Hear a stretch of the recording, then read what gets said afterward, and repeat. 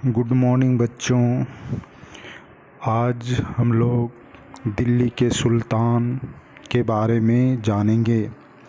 भारत एक विशाल देश है और इस विशाल देश में अलग अलग क्षेत्रों में अलग अलग राजवंशों ने शासन किया। आज हम लोग इसके तहत दिल्ली के सुल्तान के बारे में जानने का प्रयास करेंगे। दिल्ली सल्तनत के अंतर्गत 1206 ईस्वी से 1526 ईस्वी तक 5 वंशों ने 320 वर्षों तक शासन किया, जिसका नियंत्रण इस उपमहाद्वीप के बहुत बड़े क्षेत्र पर था। आइए हम सल्तनत कालीन राजवंशों की चर्चा विस्तार से करते हैं। सबसे पहले ममलुक वंश। ममलुक अरबी भाषा का शब्द है जिसका अर्थ है गुलामी के बंधन से मुक्त माता पिता की संतानें। इस वंश के 11 शासकों में 3 ही दास थे। गजनी और हेरात के मध्य स्थित गौर के शासक शहाबुद्दीन उर्फ मुइजुद्दीन गौरी ने भारत पर कई आक्रमण। तराइन के प्रथम युद्ध 1191 में पृथ्वीराज चौहान से हारने के बाद अगले वर्ष ही उसने तराइन के दूसरे युद्ध में सफलता प्राप्त की। गौरी भारत के जीते हुए प्रदेशों पर शासन का भार अपने गुलाम सेनापति को सौंपकर गजनी लौट गया।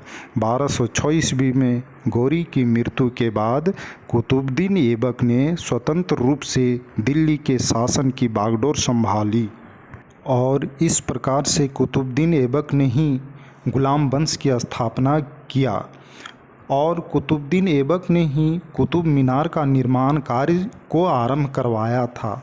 1210 ईस्वी में चौगान यानी पोलो का खेल खेलते हुए वो घोड़े से गिर करके उनकी मृत्यु हो गई। कुतुबुद्दीन ऐबक को लाख बख्श के नाम से भी जाना जाता था। कुतुबुद्दीन के बाद दिल्ली के राजगद्दी पर इल्तुतमिश बैठा। इल्तुतमिश अपने 40 दासों का एक संगठन तुर्कान-ए-चहलगानी बनाया, जिसे चालीसा दल कहा जाता था। इक़्तिदारी व्यवस्था इल्तुतमिश ने ही चलवाई और सर्वप्रथम शुद्ध अरबी का सोने का सिक्का इसी ने चलाया। इसी ने सर्वप्रथम दिल्ली को राजधानी बनवाया था। इसके बाद दिल्ली की राजगद्दी पर इल्तुतमिश की मृत्यु के बाद उसका पुत्र रुकनुद्दीन फिरोज गद्दी पर बैठा, परंतु जनविरोध के कारण उसको गद्दी से हाथ धोना पड़ा और उसके स्थान पर रजिया को गद्दी मिल गई।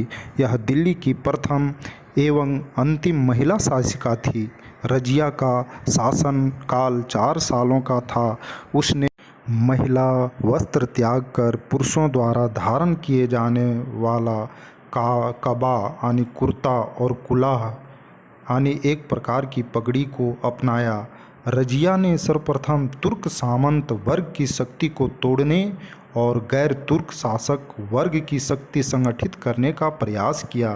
कुछ इतिहासकारों ने रजिया के इस शासनकाल को बहुत ही भूरी प्रशंसा की है। इतिहासकार मिन्हाज उस सिराज ने लिखा है कि रजिया एक महान शासिका थी, बुद्धिमान, न्यायप्रिय, उदारचरित और प्रजा की शुभचिंतक, प्रजापालक और अपनी सेनाओं की कुशल नेत्री थी। उसमें बादशाहत के सभी गुण विद्वान सिवाय नारीत्व के। इसी कारण मर्दों की दृष्टि में उसके सभी गुण बेकार थे। ये निजामी ने लिखा है, इस बात से इनकार नहीं किया जा सकता है कि इल्तुतमिश के उत्तराधिकारियों में सबसे श्रेष्ठ थी वह। इसके बाद बलबन ने सुल्तान की प्रतिष्ठा को स्थापित करने का प्रयास किया। उसने लौह एवं रक्त की नीति अपनाई। उसने चालीसा दल का दमन किया। वह एक निरंकुश राजत्व के सिद्धांत पर विश्वास रखता था। उसने सिजदा और पैबोस नामक प्रथा का प्रचलन किया। सिजदा का अर्थ है लेटकर नमस्कार करना और पैबोस का अर्थ है पाँव का चुम्बन लेना। बलबन ने एक ईरानी त्यौहार नौरोज़ उत्सव मनाना भी शुरू किया। इसके बाद फिरोज खिलजी ने खिलजी वंश की स्थापना किया। उसने अपने जलालुद्दीन की पदवी को धारण किया। 1200 1290 ईस्वी से 1296 ईस्वी तक इसका शासनकाल रहा। इसके बाद राजगद्दी पर अलाउद्दीन खिलजी बैठा, जिन्होंने सबसे पहले सैनिकों का हुलिया लिखने और घोड़े दागने की प्रथा की शुरुआत की। अलाउद्दीन खिलजी ही एक ऐसा शासक था इतिहास में।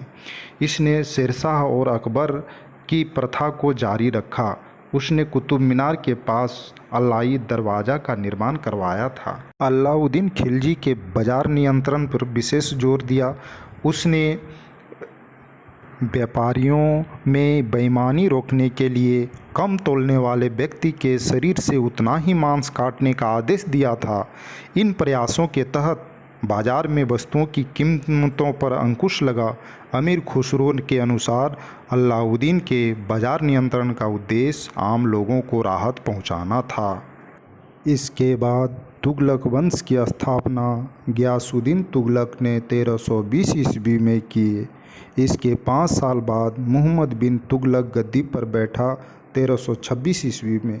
इसने राजधानी दिल्ली से दौलताबाद किया, सिक्कों में सुधार किया। इसी के शासनकाल में मोरक्को यात्री इब्न बतूता भारत आया था। इसी के समय में दक्षिण भारत में हरिहर एवं बुक्का नामक 2 भाइयों ने मिलकर के विजयनगर की स्थापना की थी। इसके बाद तुगलक वंश में फिरोज शाह तुगलक हुए। मुहम्मद बिन तुगलक के बाद फिरोज शाह तुगलक गद्दी पर बैठा। इसके बाद सैयद वंश की स्थापना हुई। सैयद वंश की स्थापना खिज्र खान ने की थी। वे प्रजा के बीच में काफ़ी लोकप्रिय थे। इसने दौलत खां को हरा करके सैयद वंश की स्थापना किया था। इसके बाद लोदी वंश की स्थापना हुई। दिल्ली सल्तनत के राजवंशों में लोदी वंश ही अंतिम था। 1451 ईस्वी में बहलोल लोदी ने लोदी वंश की स्थापना की थी। इसने सबसे ज़्यादा 38 वर्षों तक शासन किया। सबसे बड़ी उपलब्धि जौनपुर का दिल्ली सल्तनत में विलय करना बहलोल लोदी की सबसे बड़ी उपलब्धि थी। अगला लोदी वंश का शासक सिकंदर लोदी बना। सिकंदर लोदी का मूल नाम निजाम खां था। ये 1489 ईस्वी में दिल्ली का सुल्तान बना। इसने गज-ए सिकंदरी की शुरुआत की थी और इसने आगरा शहर की स्थापना किया। इसका मकबरा दिल्ली में है। लोदी वंश का सबसे अंतिम शासक इब्राहिम लोदी। सिकंदर लोदी की मृत्यु के बाद इसका ज्येष्ठ पुत्र इब्राहिम लोदी 12 नवंबर 1517 को गद्दी पर बैठा। यह लोदी वंश का अंतिम शासक था। 1526 ईस्वी में पानीपत का प्रथम युद्ध में बाबर ने इब्राहिम लोदी को पराजित कर भारत में नए राजवंश मुगल वंश की स्थापना की, जो हम लोग आगे टॉपिक में पढ़ेंगे। नमस्कार।